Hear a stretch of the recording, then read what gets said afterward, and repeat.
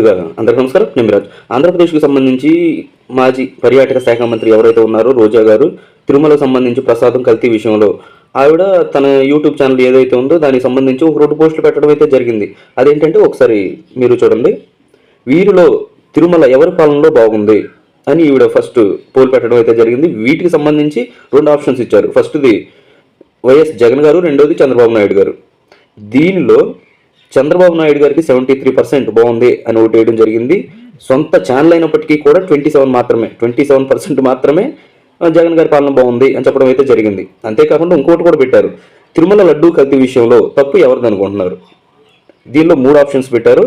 తప్పులో first Pawan Kalyan గారు, next Chandrababu Naidu గారు, next last option వచ్చేసరికి జగన్మోహన్ రెడ్డి గారు అని పెట్టారు.